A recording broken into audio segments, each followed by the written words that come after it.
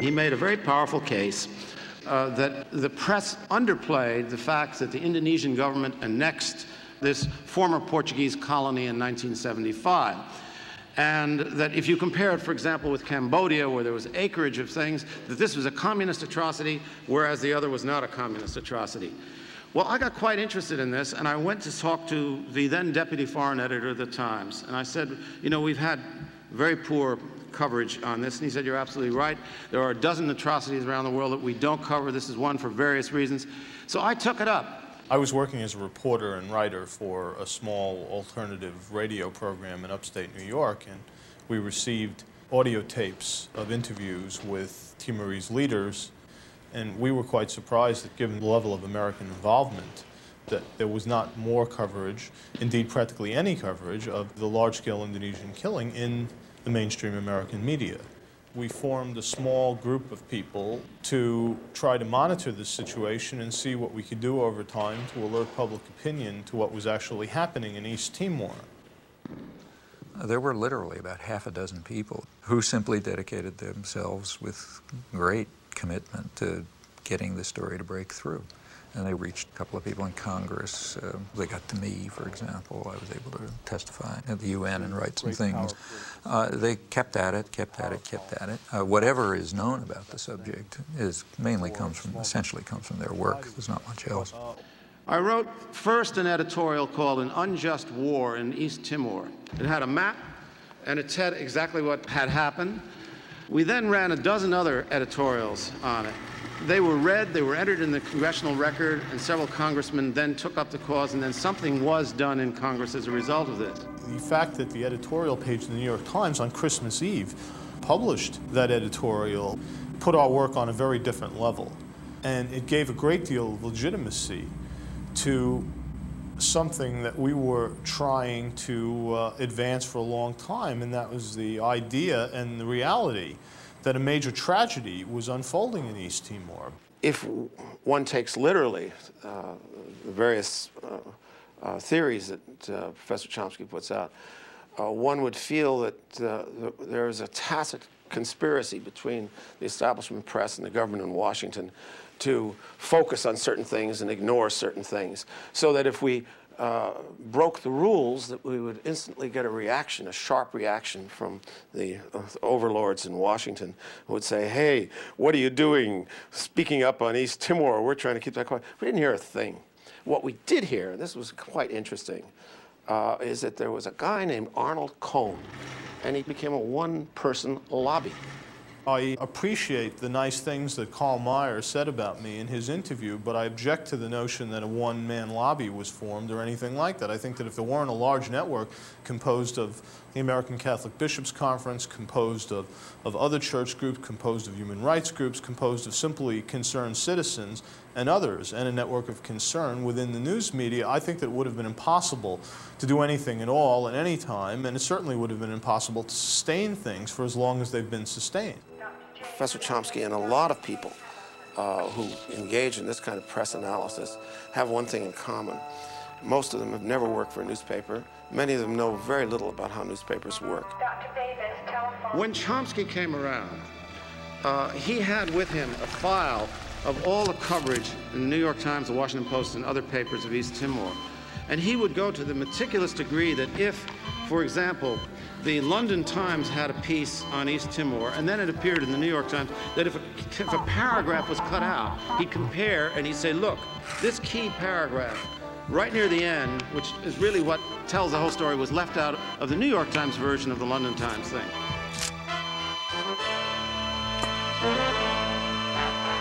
There was a story in the London Times which was pretty accurate. The New York Times revised it radically. Didn't just leave a paragraph out. They revised it and gave it a totally different cast.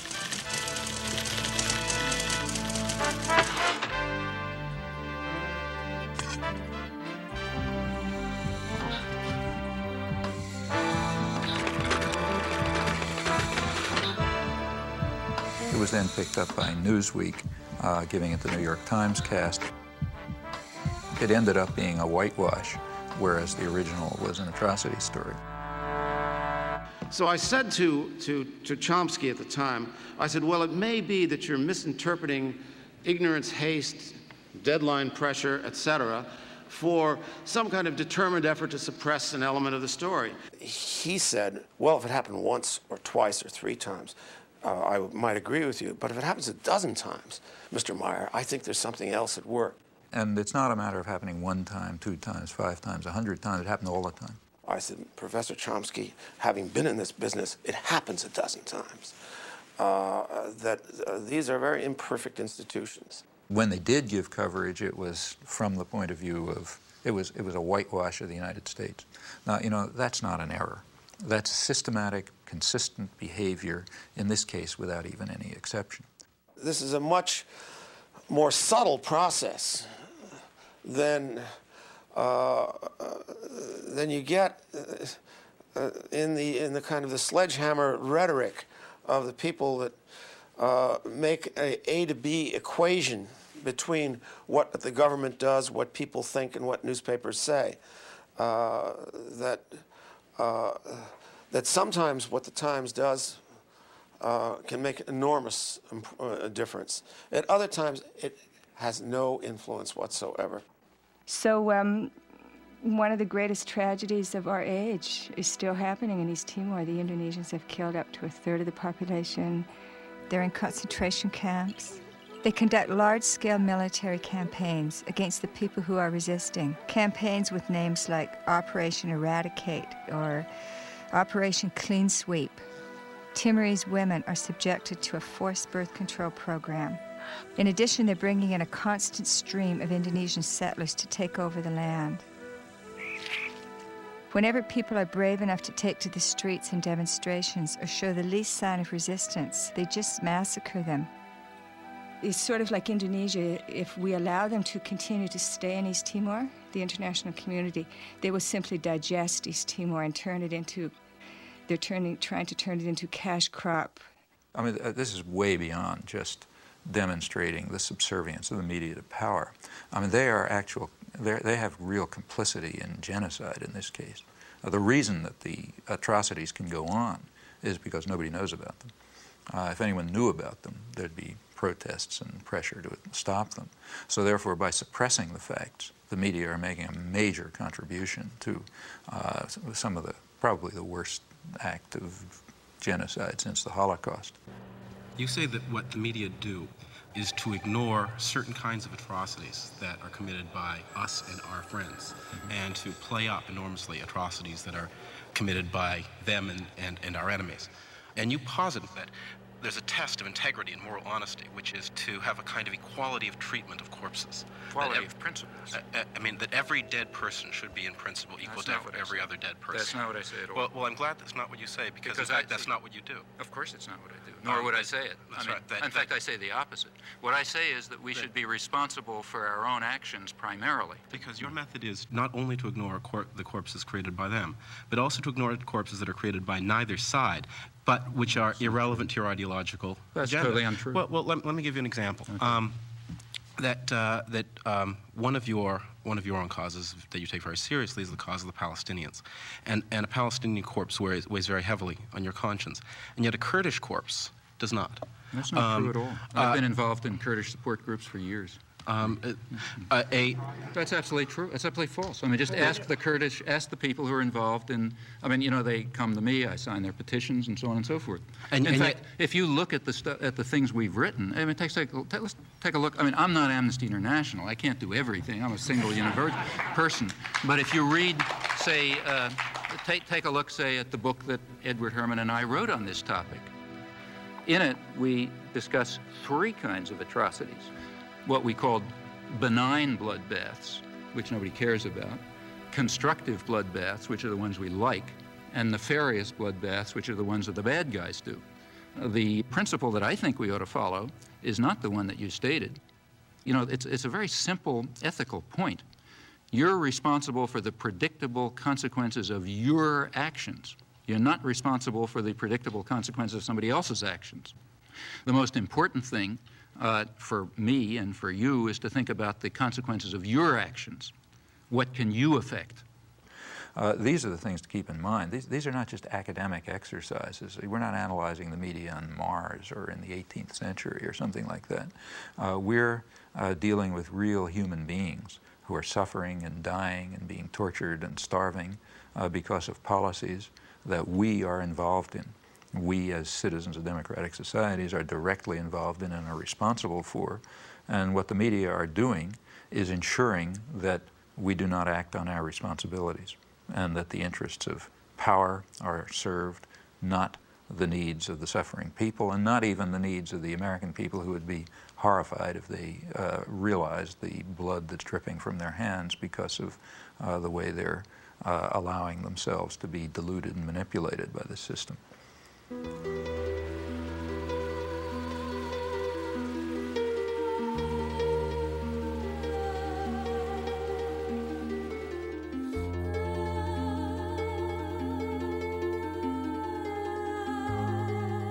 What about the third world? Well, despite everything, and it's pretty ugly and awful, these struggles are not over. The struggle for freedom and independence never is completely over.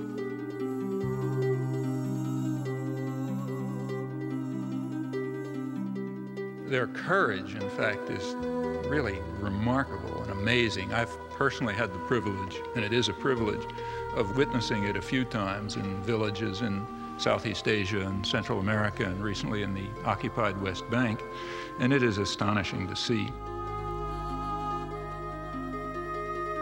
And it's always amazing, at least to me it's amazing, I can't understand it.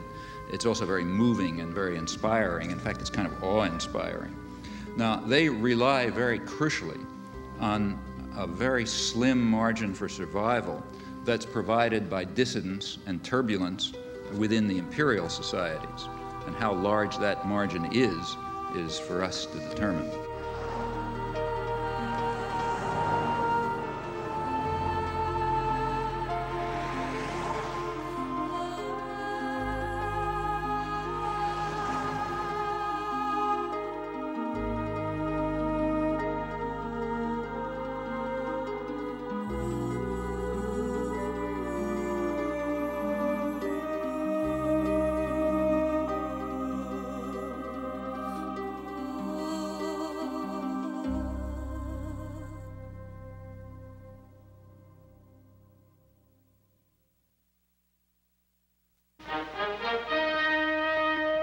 Today's on-the-spot assignment, we're going to see just what's behind the making of movies.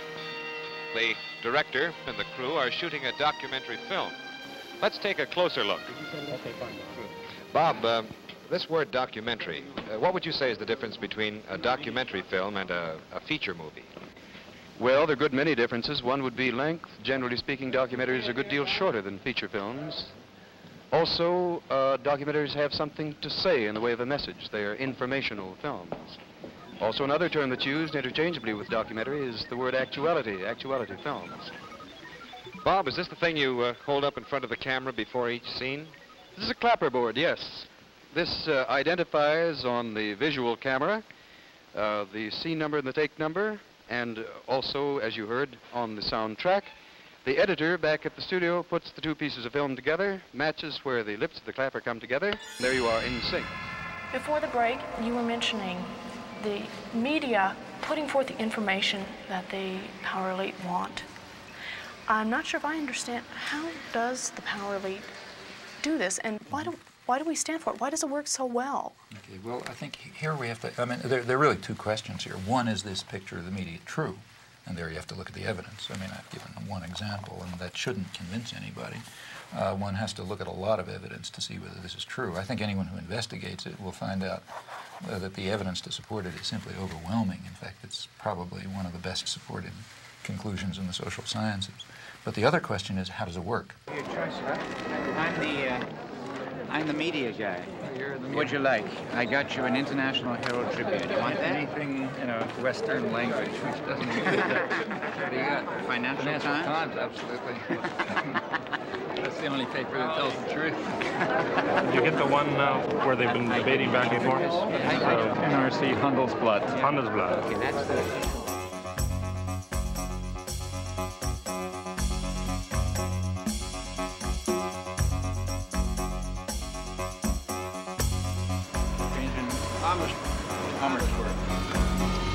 Well, this evening's program is scheduled as a debate, which puzzled me all the way through. There are some problems. One problem is that no proposition has been set forth. As I understand debate, people are supposed to advocate something and oppose something. Rather more sensibly, a topic has been proposed for discussion. The topic is manufacture of consent. It's somewhat unusual for a member of the government to debate with a professor in public. It hasn't happened in Holland before. I don't think it's often happens elsewhere.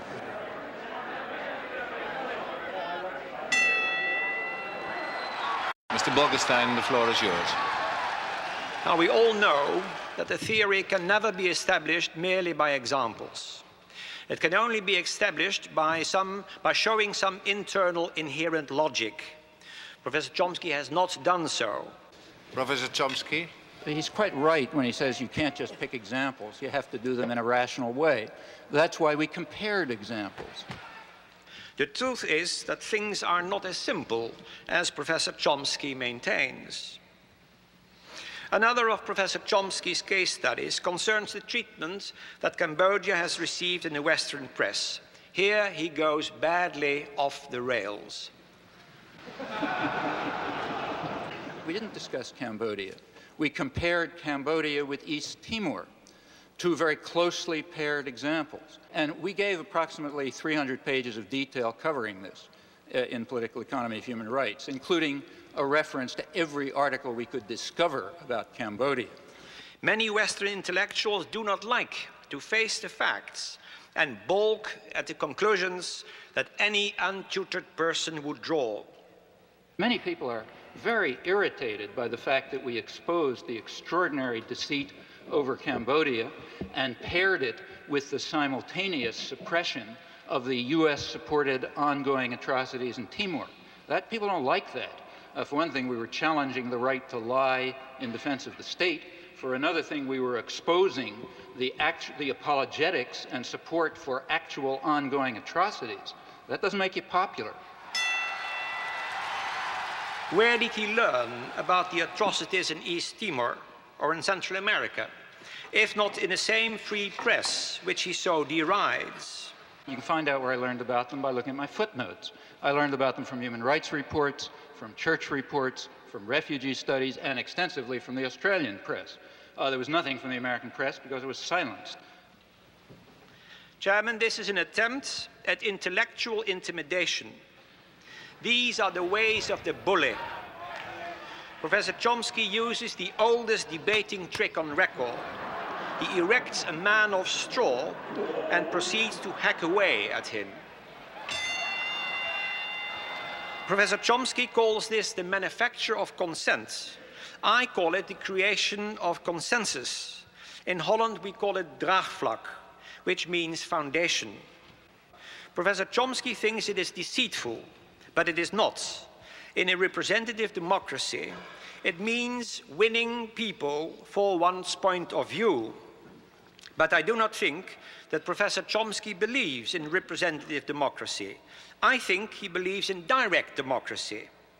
With Rosa Luxemburg, he longs for the creative, spontaneous, self-correcting force of mass action. That is the vision of the anarchist. It is also a boy's dream. Those who believe in democracy and freedom have a serious task ahead of them. What they should be doing, in my view, is dedicating their efforts to helping the despised common people to struggle for their rights and to realize the democratic goals that constantly surface throughout history. They should be serving not power and privilege, but rather their victims. Freedom and democracy are by now not merely values to be treasured, they are quite possibly the prerequisite to survival. It's a conspiracy theory, pure and simple. It is not borne out by the facts. Mr. Chairman, I have to go to Amsterdam. If you'll excuse me, I'm leaving.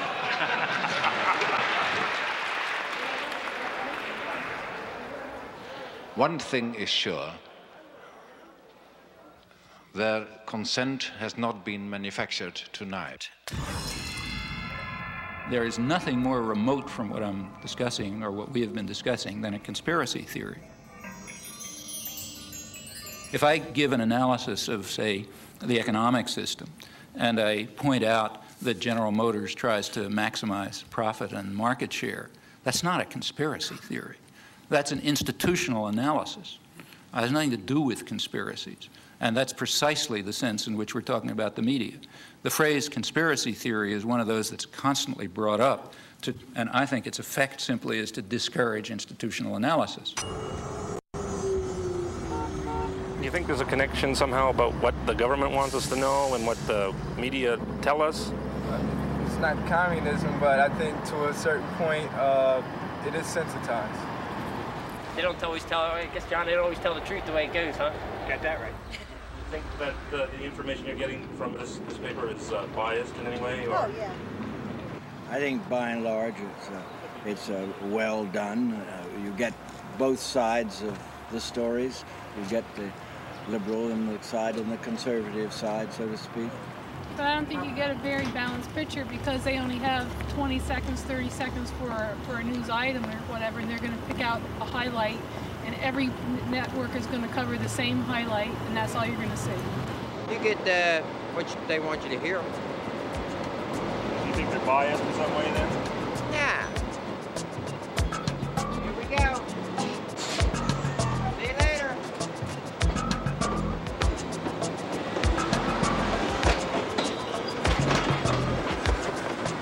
Is it possible for the lights to get a little brighter so we can see somebody out there? Yeah, for the last hour and 41 minutes, we've been whining about how the elite and how the government have been using thought control to keep radicals like yourself out of the public limelight. Now, you're here. I don't see any CIA men waiting to drag you off. You were in the paper. That's where everyone here heard you were coming from, in the paper, and I'm sure they're going to publish your comments in the paper. Now, a lot of countries, you would have been shot for what you have done today. So what are you whining about? We are allowing you to speak, and I don't see any thought control. First of all, I hadn't said one word about my being kept out of the limelight. The way it works here is quite different. Now, I don't think you heard what I was saying, but the way it works here is that there is a system of shaping, control, and so on, which gives a certain perception of the world. I gave one example. I'll give you sources where you can find thousands of others. And it has nothing to do with me. It has to do with marginalizing the public and ensuring that they don't get in the way of elites who are supposed to run things without interference.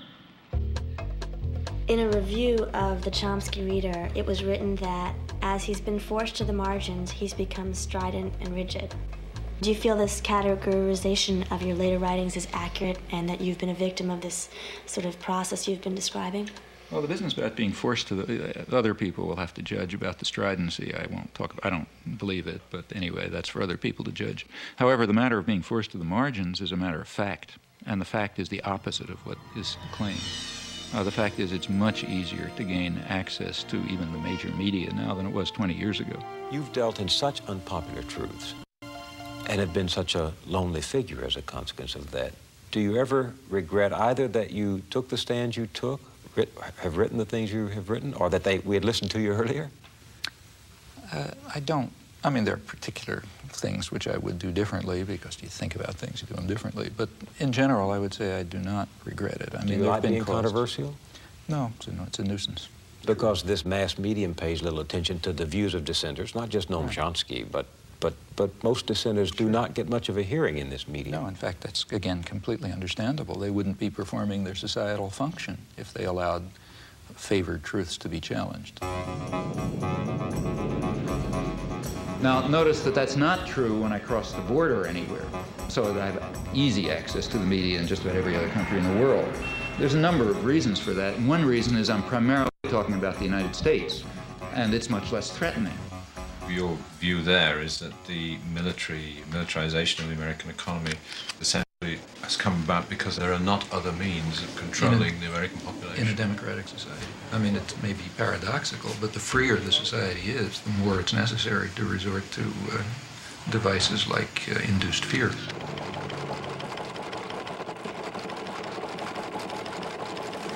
Okay, I'll go along with that. Arguably, he is the most important intellectual alive today.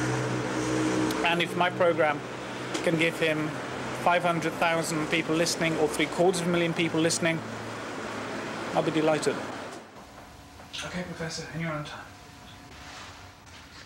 Wartime planners understood that actual war aims should not be revealed. Part of the reason why the media in Canada and Belgium and so on are more open is that it just doesn't matter that much what people think. It matters very much what the politically articulate sectors of the population, those narrow minorities, think and do in the United States because of its overwhelming dominance on the world scene. But of course that's also a reason for wanting to work here. What we might call the fifth freedom, the freedom to rob, exploit, and dominate, and to curb mischief by any feasible means. Let's conclude, not include. The United States is ideologically narrower in general than other countries. Furthermore, the structure of the American media is such as to pretty much eliminate critical discussion. Our guests are as far apart on the Contra question as American intellectuals can be. Now, if we had the slightest concern with democracy, which we do not in our foreign affairs and never have, we would turn to countries where we have influence, like El Salvador. Now, in El Salvador, they don't call the archbishop bad names. What they do is murder him. They do not censor the press. They wiped the press out. They sent the army in to blow up the church radio station. The editor of the independent newspaper was found in a ditch, mutilated and cut to pieces with machete. May I continue? I did not interrupt you. Don't you ever want to put a time value on anything you say? Excuse me, that was I'm talking about 1980. You are a systematic liar. Did these things happen or didn't they? These things did not happen in the context in which you suggest Really? at all. You are a phony, mister, and it's time that the people read you correctly. It's clear why you want to divert me from the discussion that No, it's not. Yeah, it's no, because but you just get tired of rubbish. but let's continue with... Except we can't. I'm afraid we're out of time. We thank you both, John Silver and Noam Chomsky. Okay. Last time you were here, you spoke about how when you go overseas, you are given access to the mass media. But here, that doesn't seem to be the case. Has that changed at all? Have you ever been invited to appear on Nightline or Brinkley? Yes, I have a couple times been invited to speak on Nightline. Couldn't do it. I had another talk and something or other. And to tell you the honest truth, I don't really care very much. FAIR, the media monitoring group, published a very interesting study of Nightline. It shows that their conception of a spectrum of opinion is ridiculously narrow, at least by European or world standards.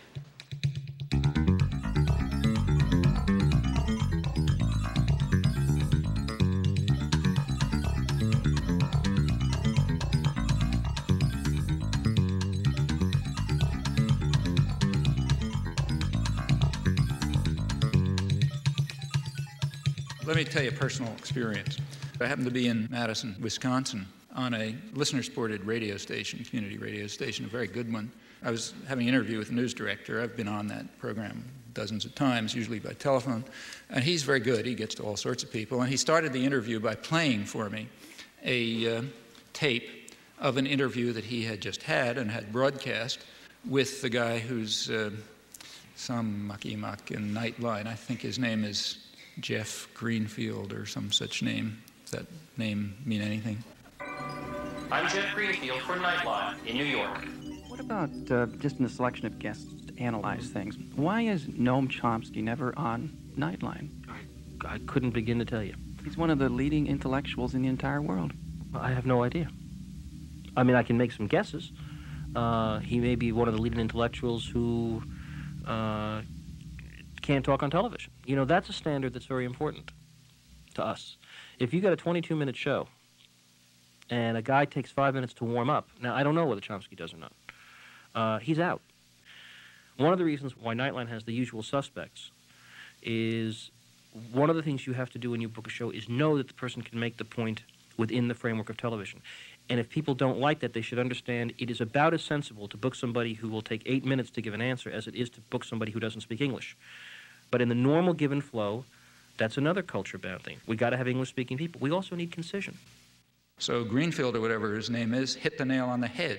The U.S. media are alone in that it is, you must meet the condition of concision. You got to say things between two commercials. or in 600 words. And that's a very important fact, because the beauty of concision, saying a couple of sentences between two commercials, the beauty of that is that you can only repeat conventional thoughts.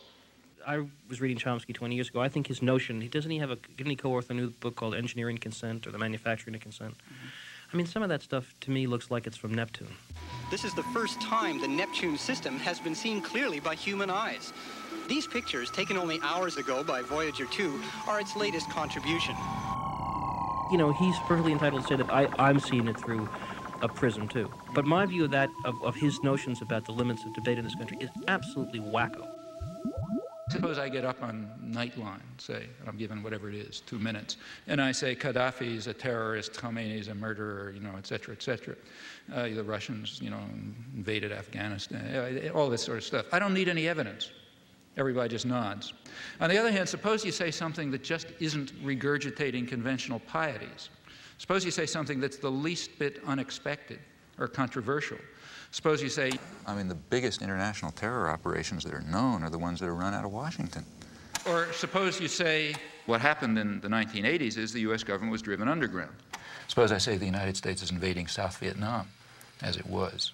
The best political leaders are the ones who are lazy and corrupt. If the Nuremberg laws were applied, then every post-war American president would have been hanged.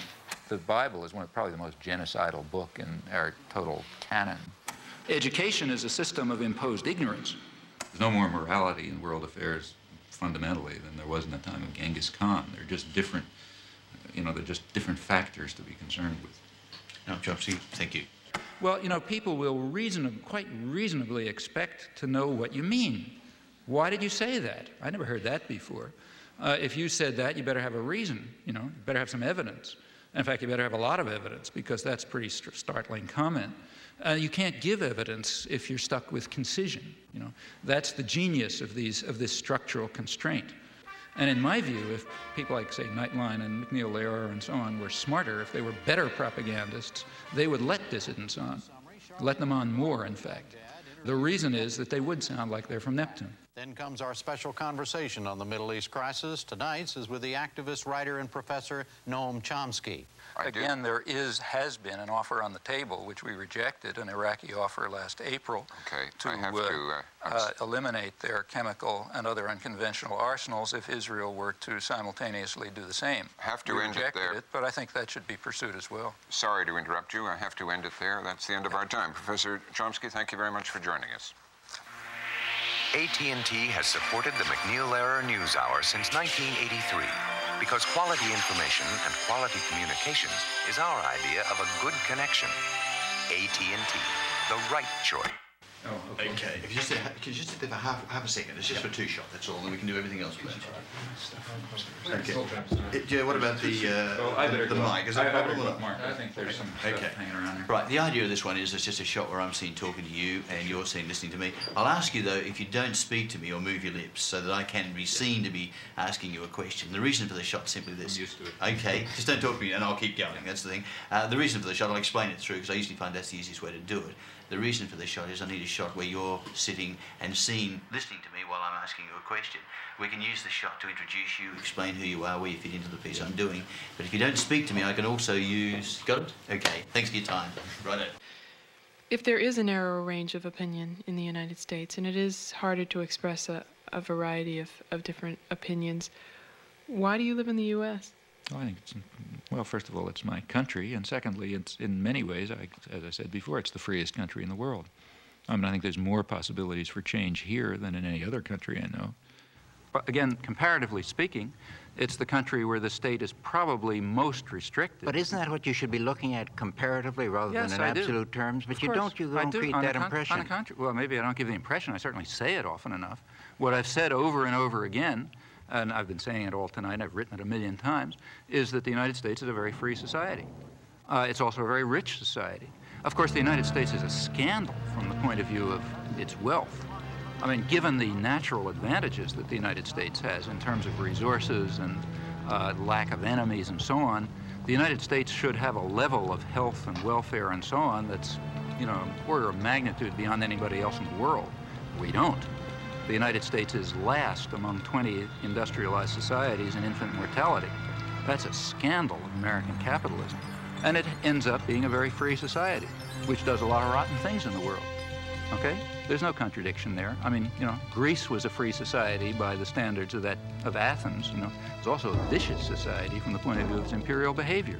There's virtually no correlation between maybe none, between the internal freedom of a society and its external behavior.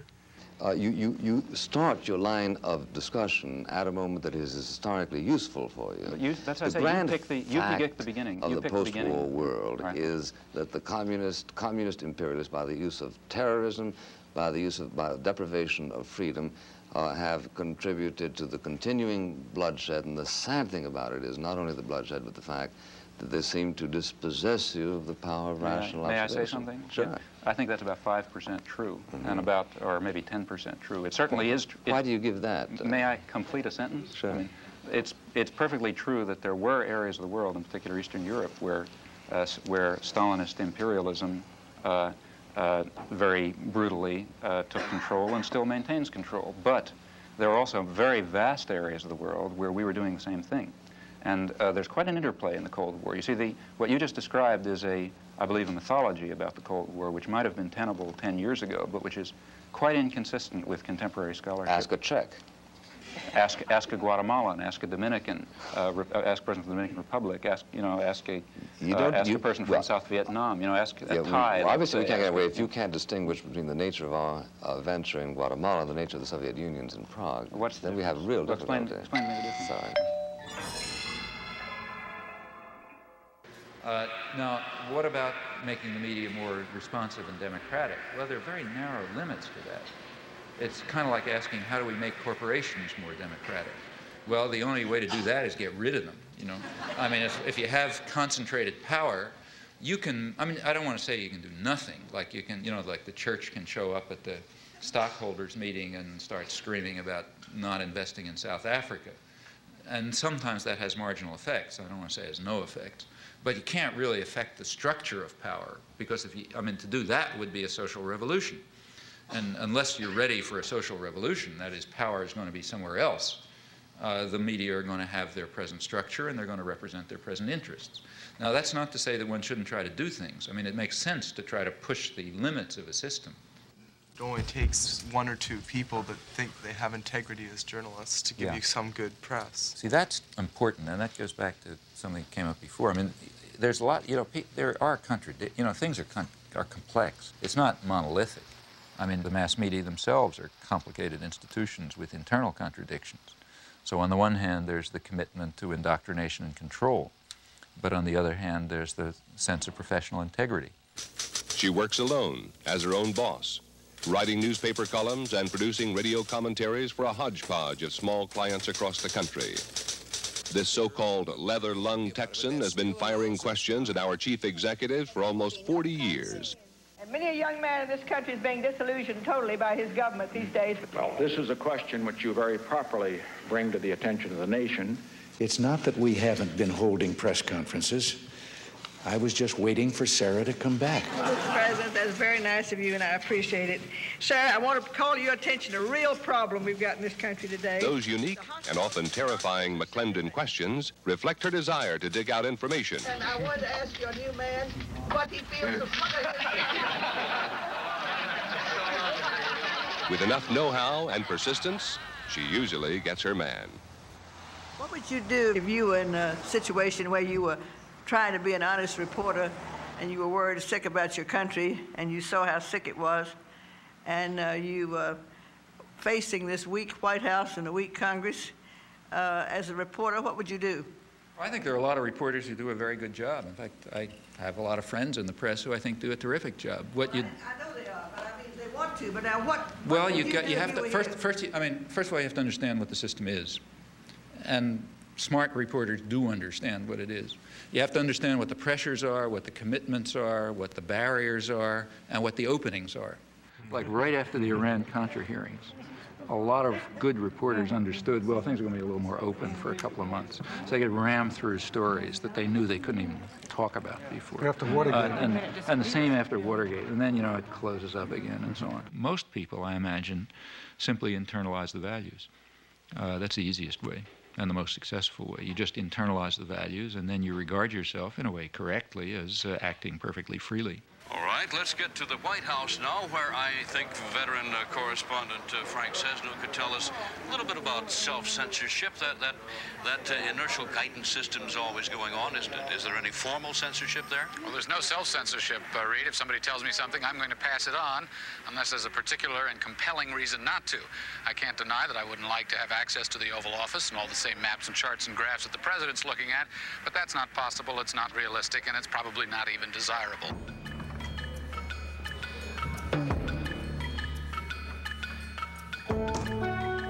Hello. How are you? I'm fine. Go and sit down there, please. Welcome to Holland. I'll introduce you first in a few lines. Professor Chomsky, Noam Chomsky, is nu 6 en is ongeveer de meest controversiële intellectueel van Amerika. Dat is ook alweer een platitude, maar zo wordt hij nu eenmaal altijd genoemd. Chomsky has been called the Einstein of modern linguistics. The New York Times has said he's arguably the most important intellectual alive today. But his presence here has sparked a protest. This book that has poisoned the world, and all liar in there. And as a Vietnamese people, we come here to burn the book. Vietnam! Vietnam! He said that in Vietnam there's no violation of human rights and no crime in Cambodia. Is wrong. Chomsky is using, he's a professor. He's using that to poison the world. And we come here to protest that. I don't mind the denunciations, frankly. I mind the lies. Well, I mean, intellectuals are very good at lying. They're professionals at it. You know, vilification is a wonderful technique. There's no way of responding to it. If somebody calls you, an anti-Semite, what can you say? I'm not an anti-Semite. Or, you know, somebody says you're a racist, you're a Nazi or something. You always lose. I mean, the person who throws the mud always wins because there's no way of responding to such charges. Professor Chomsky seems to believe that the people he criticizes fall into one of two classes, liars or dupes. Consider what happens when I discuss the case of Robert Faurisson. Let me recall the facts. Let's not go into details, please, because the details happen to be important. Yes, but I have only one question on the Faurisson question. Do the facts matter or don't they matter? Of course they do. Well, let me tell you what the facts are then. Faurisson says that the massacre of the Jews in the Holocaust is a historic lie. No, this is an important one. It has a lot to do with the topic. Your views are extremely controversial, and perhaps one of the things that has been most controversial and you've been most strongly criticized for was your defense of a French intellectual who was suspended from his university post for contending that there were no Nazi death camps in World War II. My name is Robert Faurisson. I am 60. I am university professor in Lyon, France. Behind me, you may see the courthouse of Paris, the Palais de Justice. In this place, I was convicted many times at the beginning of the 80s. I was charged by 9 associations, mostly Jewish associations, for inciting hatred, racial hatred, for racial defamation, for damage by falsifying a story. Professor Chomsky and a number of other intellectuals signed a petition in which Faurisson is called a respected professor of literature who merely tried to make his findings public. Perhaps we can start with just the story of Robert Faurisson and your involvement. More than 500 people signed, maybe 600, mostly universitaires, scholars. And what happened to the other 499 of them? How come we only hear about Chomsky's signature? Well, I think it's because Chomsky is in himself a kind of political power. I signed a petition calling on the tribunal to defend his civil rights. At that point, the French press, which apparently has no conception of freedom of speech, concluded that since I had called for his civil rights, I was therefore defending his theses. Faurisson then published a book in which he tried to prove that the Nazi gas chambers never existed. What we deny is that there was an extermination program and an extermination actually, especially in gas chambers or gas vans. The book contains a preface written by Professor Chomsky in which he calls Faurisson a relatively apolitical sort of liberal. A communist is a man, a Jew is a man, a Nazi is a man, I am a man. Are you a Nazi? I am not a Nazi. How would you describe yourself politically? Nothing. Preface that you wrote, whether you retracted it. That's not the preface that I wrote, because I never wrote a preface. You know that I never wrote a preface. Yeah, he's referring to a statement of mine on civil liberties, which was added to a book in which Faurisson, excuse me. Yes, I used... And the language you use has meaning. That's right. And the language I use... As a political liberal, or as someone whose views can be dignified by the word findings or conclusions, that is a judgment, and that is a favorable judgment of his views. On the contrary. Can I continue with the facts? Yes, you can continue with the facts for hours, but I mean, but there are a few crucial facts that, yeah, okay. Let's get to the so-called preface. I was then asked by the person who organized the petition to write a statement on freedom of speech, just banal comments about freedom of speech, pointing out the difference between defending a person's right to express his views and defending the views expressed. So I did that. I wrote a rather banal statement called Some Elementary Remarks on Freedom of Expression, and I told him, do what you like with it. So Pierre produced a book which all the arguments of Faurisson were to be put in front of the court.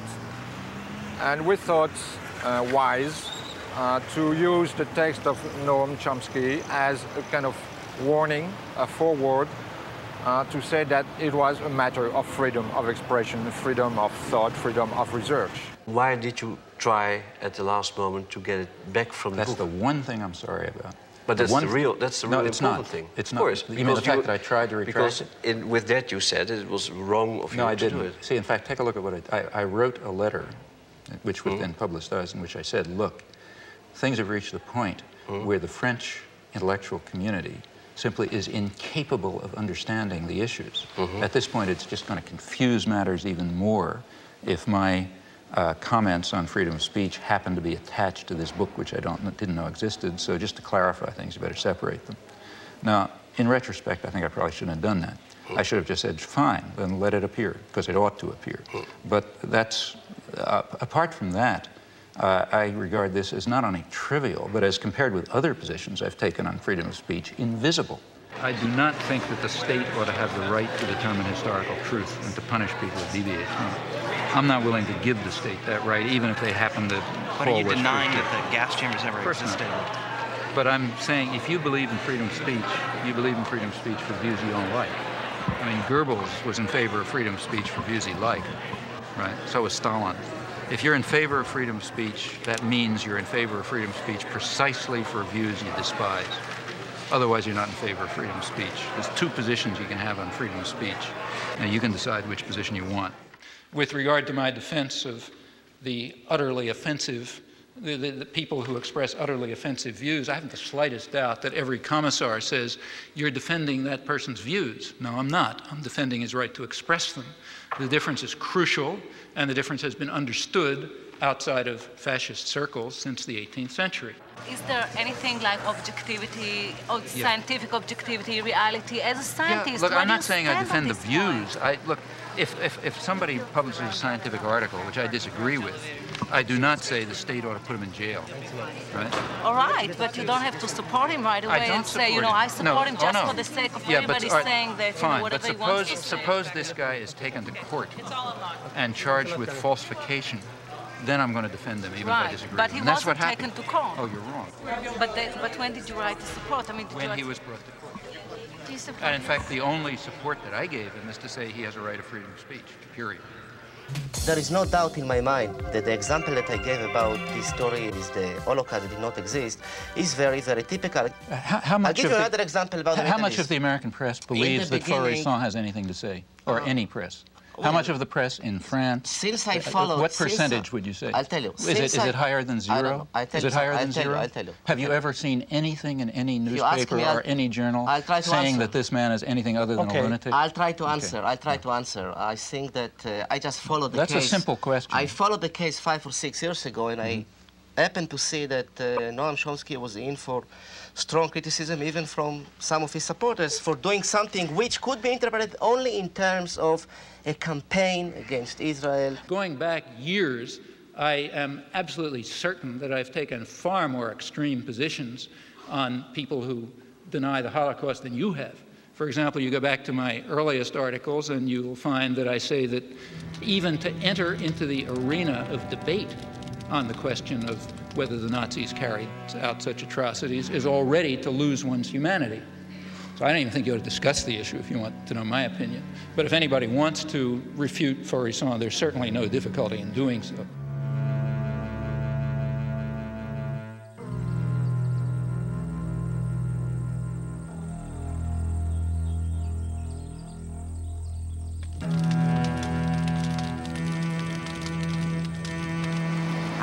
I'm not interested in freedom of speech and all that. I have to win, and that's the question. And I shall win.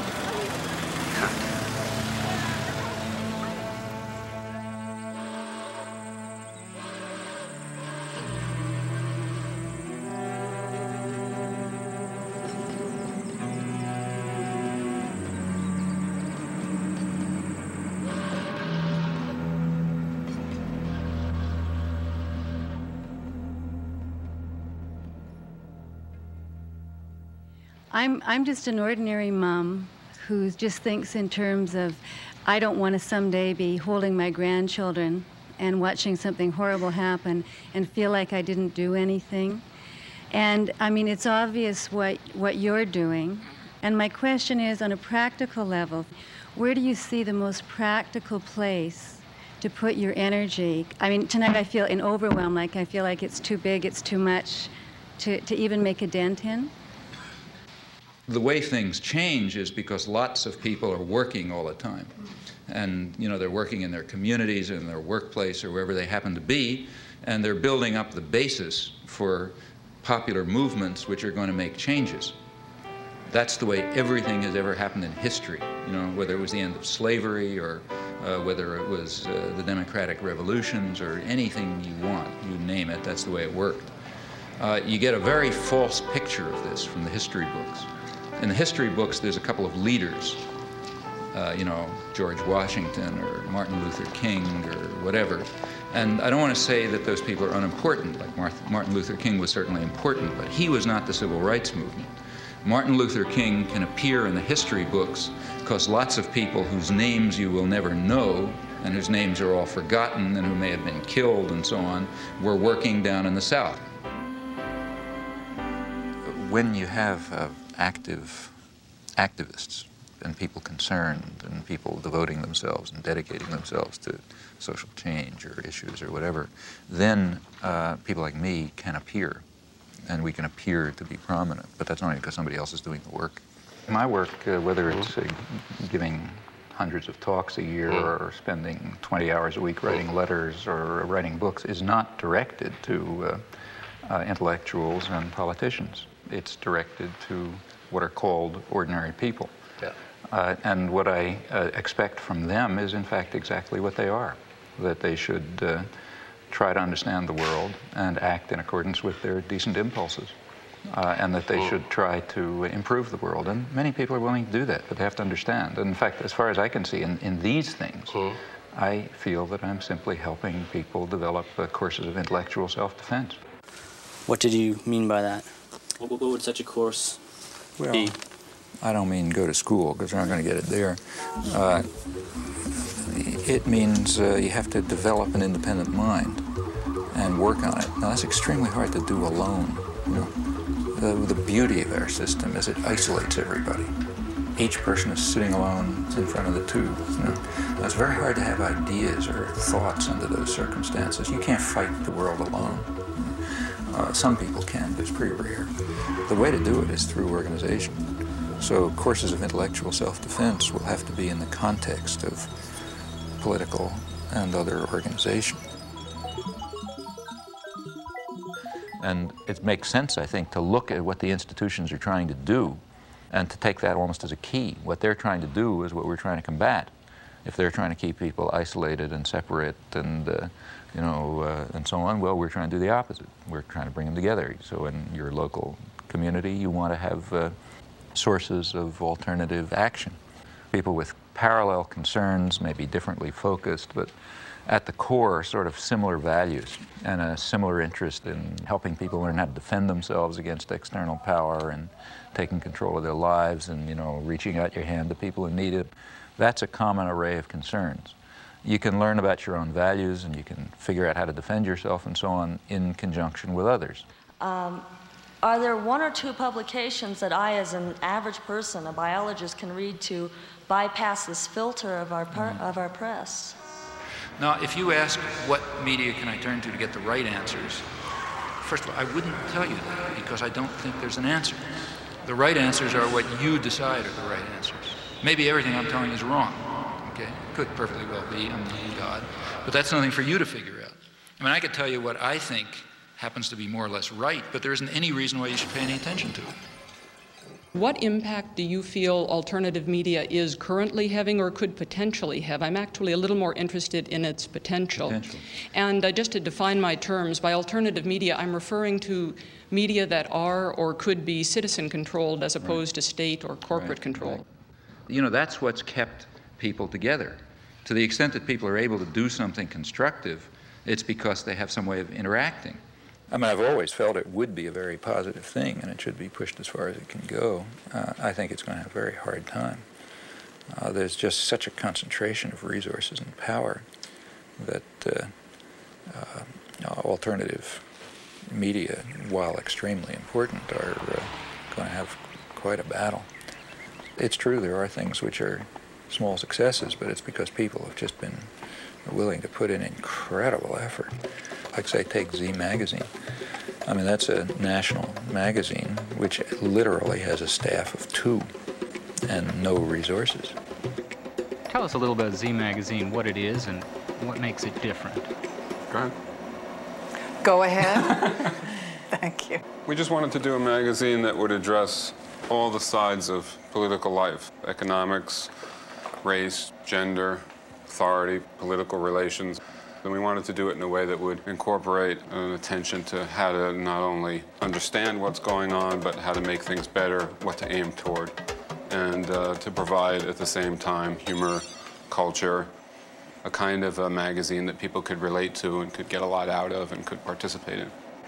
And what we wanted to do, which we didn't think was provided by the existing magazines, was to give it a real activist slant so that it could be very useful to the variety of movements in the country.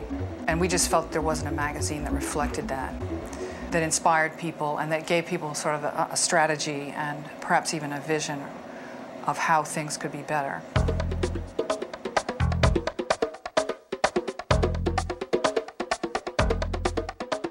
South End Press has sort of made it. That is, they're surviving. It's a small collective, again, with no resources, and they put out a lot of books, including quite a lot of good books. But for a South End book to get reviewed is almost impossible. Editorially and business-wise, we make decisions based on a politics that no corporate publisher can really advocate because of their ties to corporate America. We can solicit manuscripts based on what we feel is the relevance for the movement, and we can make our business decisions based on whether we feel people can afford our books, whether we feel that a book might not make that much money, but it needs to be out there, and maybe there's 1,000 people who would buy it. And those are criteria that we feel are very precious in this day of corporate mergers. Well, and likewise, our structure about sharing work and continuing our training process as long as we're at the press.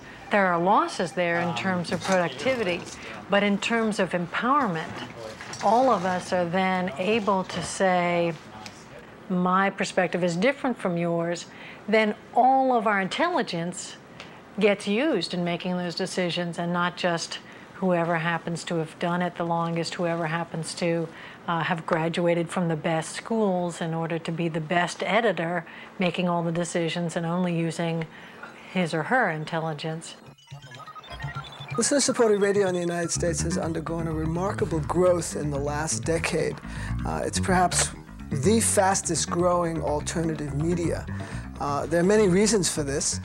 First and foremost is that it's enormously economical, and it reaches communities that have not been served by community radio before.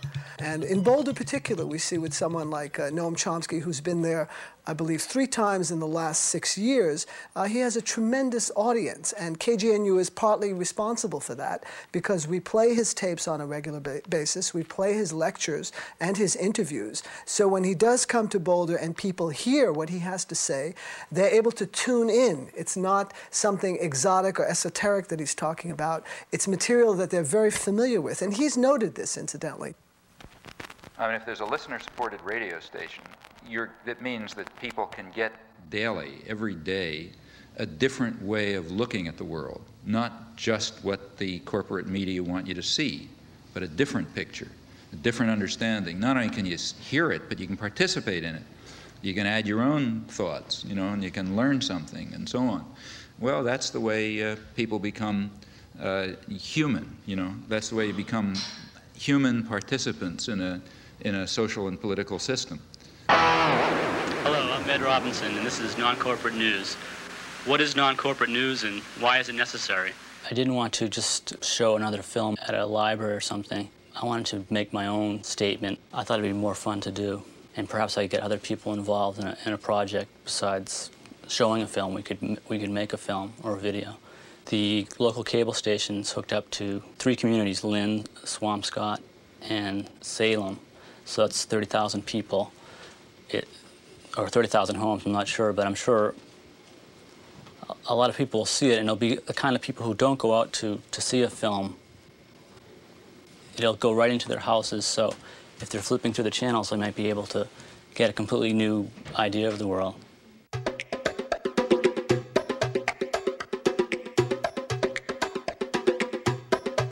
So there's kind of networks of cooperation developed, which, I mean, like here, for example, is a collection of stuff from a friend of mine in Los Angeles who does careful monitoring of the whole press in Los Angeles and a lot of the British press, which he reads, and does selection, so I don't have to read the movie reviews and the local gossip and all this kind of stuff, but I get the occasional nugget that sneaks through, and that you find if you're carefully and intelligently and critically reviewing a wide range of press. Well, there are a fair number of people who do this, and we exchange information.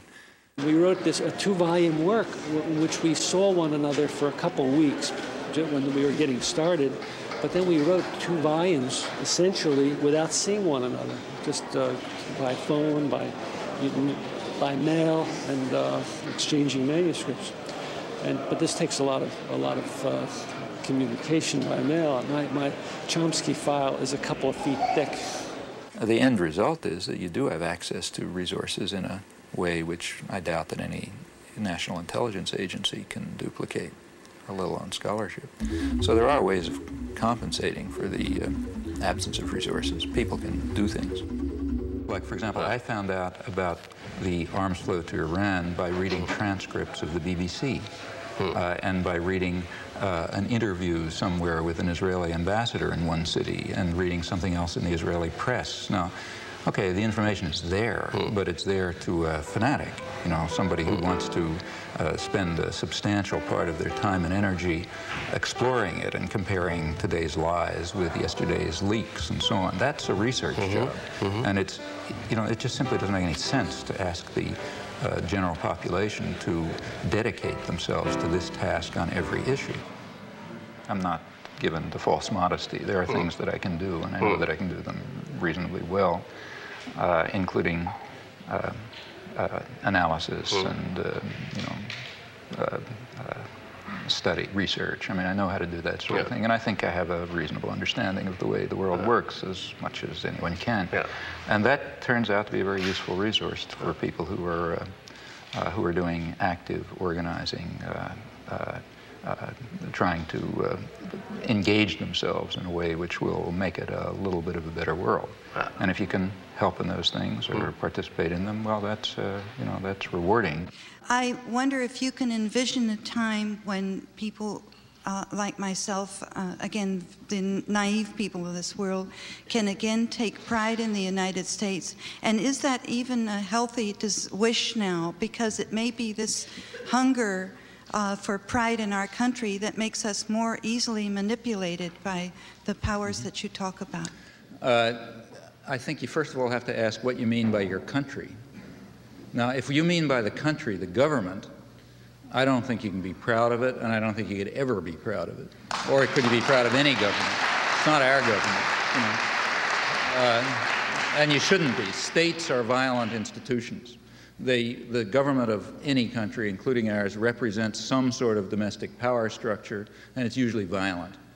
States are violent to the extent that they're powerful. That's roughly accurate. You look at American history, it's nothing to write home about. You know, why are we here? We're here because, say, some 10 million Native Americans were wiped out. That's not very pretty. Until the 1960s, it was still cowboys and Indians. In the 1970s, for the first time, really, it became possible even for scholarship to try to deal with the facts as they were. For example, to deal with the fact that the Native American population was far higher than had been claimed, millions higher, maybe as many as 10 million higher than had been claimed, and that they had an advanced civilization, and that there was something akin to genocide that took place. Now, we went through 200 years of our history without facing that fact. One of the effects of the 1960s is it's possible to at least begin to come to think about the facts. Well, that's an advance. Do you think that this activism 20 years ago has made a difference in how our society operates now? It has not changed the institutions and the way they function, but it has led to very significant cultural changes.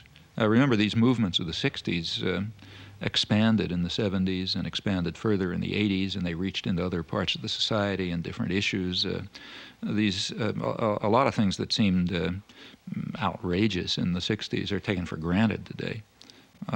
So, for example, take the feminist movement, for example, which barely began to exist in the 60s. Now it's part of general consciousness and awareness.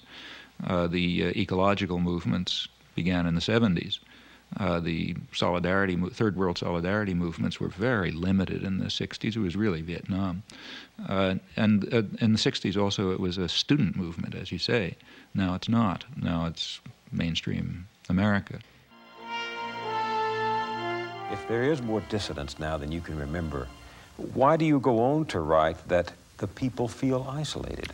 Because I think much of the general population recognizes that the organized institutions do not reflect their concerns and interests and needs.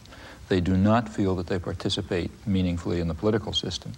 They do not feel that the media are telling them the truth or even reflect their concerns. They go outside of the organized institutions to act. We see more and more of our elected leaders and know less and less of what they're doing. Yeah. This medium does that. Very striking. In fact, the presidential elections have been almost removed from the point where the public even takes them seriously as involving a matter of choice. So what do you think about what goes on in the White House? It's kept too private, I think. Yeah, they should come out. I know. People. Yeah. Who should talk to the people? George Bush. Well, it means that the political system increasingly functions without public input. It means to an increasing extent, not only do people not ratify decisions presented to them, but they don't even take the trouble of ratifying them. They assume that the decisions are going on independently of what they may do in the polling booth. Ratification would be what? Well, ratification would mean a system in which there are two positions presented to me, the voter. I go into the polling booth and I push one or another button depending on which of those positions I want. That's a very limited form of democracy. Really meaningful democracy would mean that I play a role in forming those decisions and creating those positions. And that would be real democracy. That's not We're very far from that. But we're even departing from the point where there is ratification. When you have stage-managed elections, with the public relations industry determining what words come out of people's mouth, candidates decide what to say on the basis of tests that determine what the effect will be across the population. Somehow people don't see how profoundly contemptuous that is of democracy.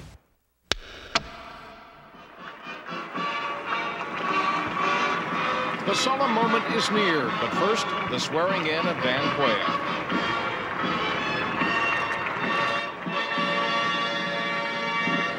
Please move to your seats.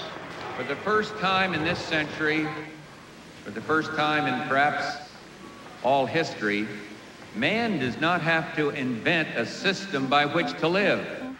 We don't have to talk late into the night about which form of government is better. We don't have to wrest justice from the king. We only have to summon it from within ourselves. This is a time when the future seems a door you can walk right through into a room called tomorrow. Great nations of the world are moving toward democracy, through the door to freedom. Here comes the plane.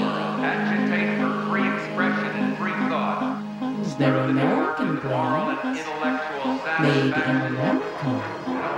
Smoking loud.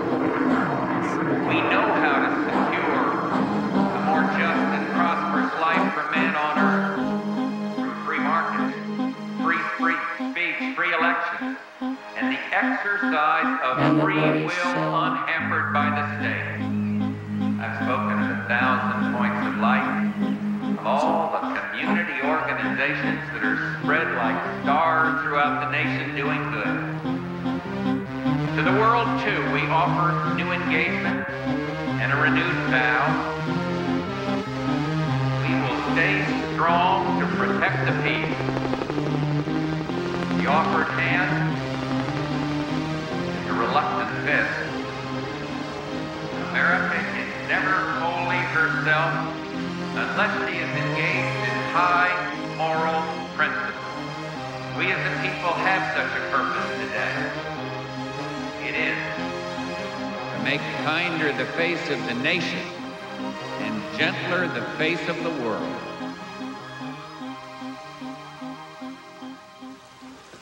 Referring back to your earlier comment about escaping from or doing away with capitalism, I was wondering what scheme, workable scheme, you would put in its place. Me? Or well, what I would, yeah. what would you suggest to others who might be in a position to set it up and get it going?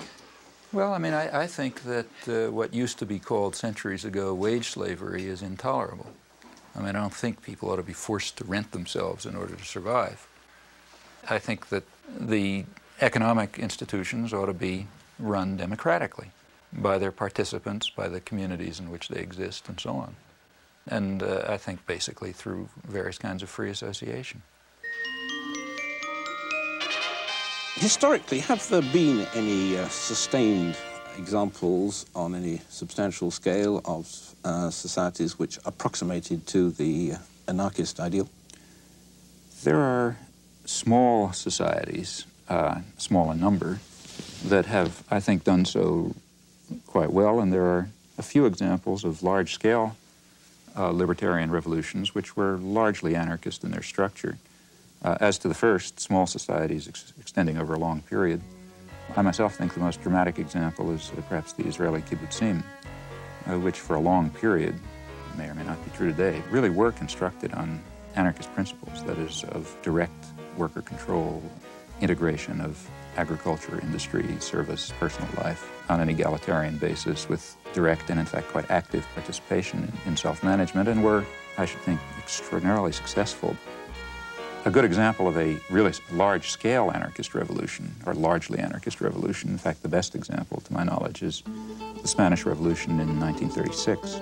And in fact, you can't tell what would have happened. That anarchist revolution was simply destroyed by force, but during the period in which it was alive, I think it was inspiring testimony to the ability of poor working people to organize, manage their affairs extremely successfully without coercion and control.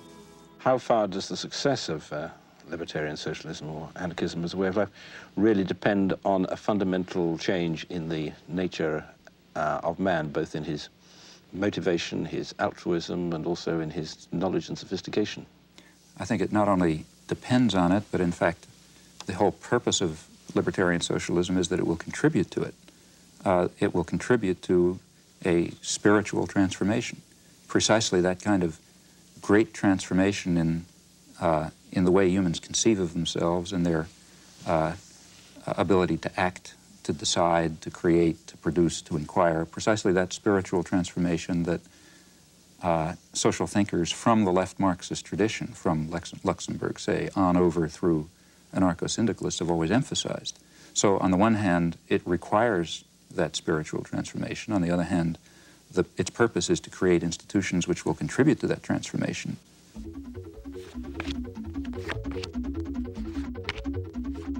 You've written that in looking at contributions of gifted thinkers, one must make sure to understand their contributions, but also to eliminate the errors in them.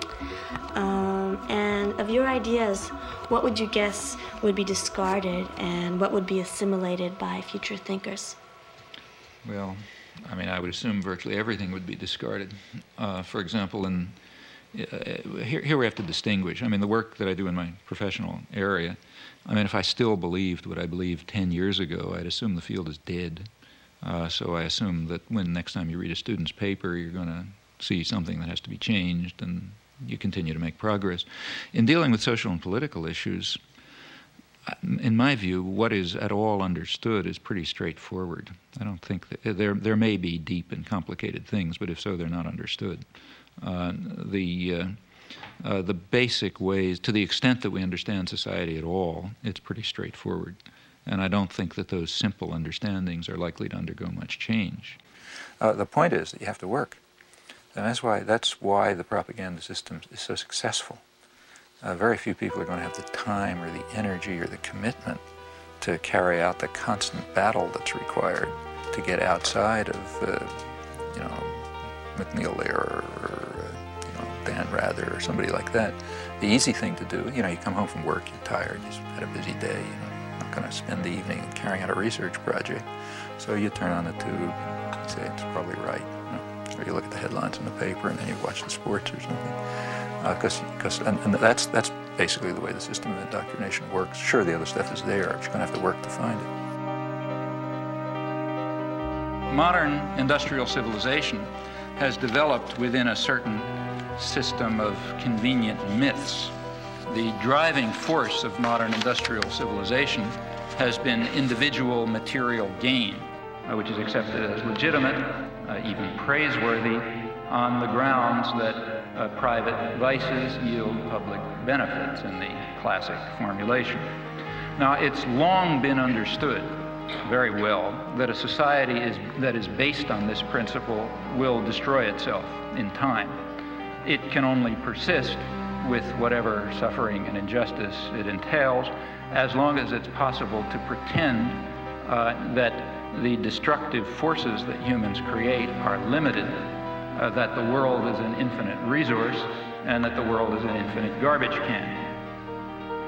At this stage of history, either one of two things is possible. Either the general population will take control of its own destiny and will concern itself with community interests, guided by values of solidarity and sympathy and concern for others, or alternatively, there will be no destiny for anyone to control.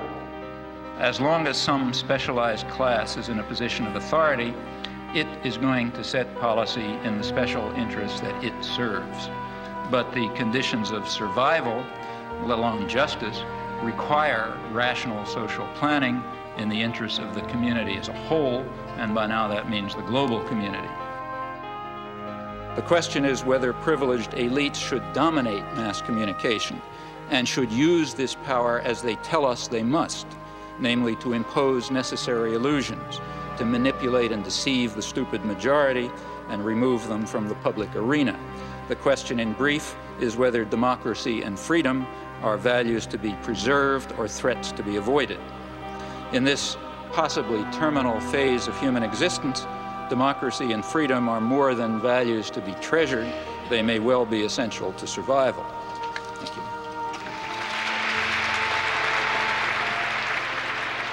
he's up there thinking for himself, and he's deciphering this tremendously overweighted body of information, which he puts into an order and gives you the feeling that you can do the same thing, that the whole thing is decipherable. And he also gives you the sense that there is a source, there's a center to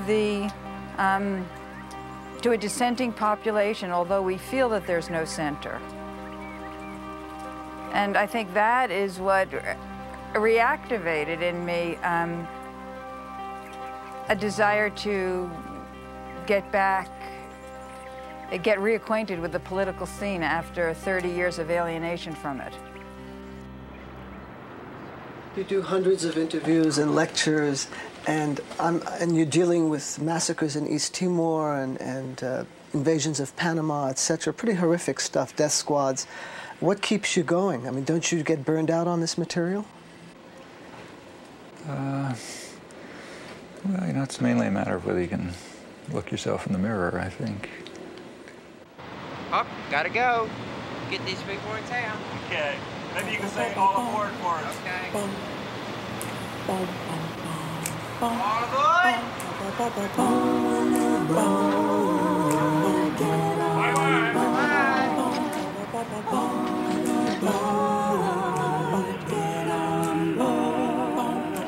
There's a train coming somewhere down the track. The people who ain't ready better step their back. This train has been running since time began. It's running on the love of your fellow man. All aboard. Good to see you. Just hit the microphone. Thank you. Bye, Canada. Goodbye, Canada.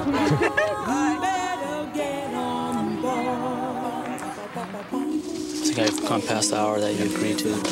Can I give you the introduction? You said that he's from Harvard. Oh, I heard that. Yeah. Oh, yes, that's true, yeah. We'll bleep it. Sorry about making you answer that. No, that's okay. Such short. It worked.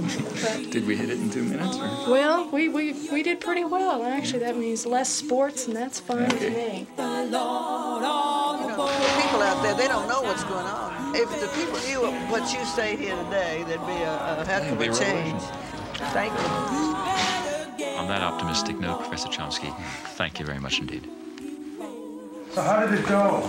Oh, I thought it was sort of technical sounding, but I don't know, there wasn't much of a rhythm. Did you ever think of running for president? If I ran for president, first thing I'd do is tell people not to vote for me.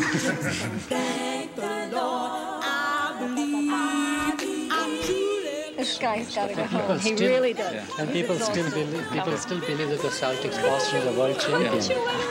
Thanks.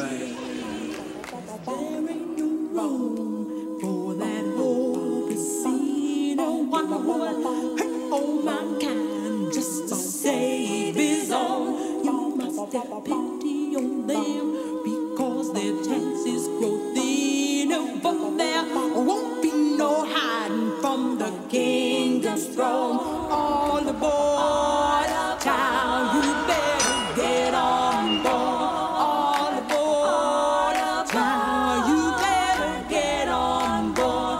All aboard, child, you better get on board.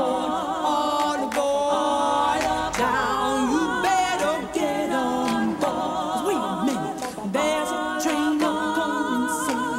Get on board. The people who ain't ready better get on board. And this train has been running since time began, and it's running on the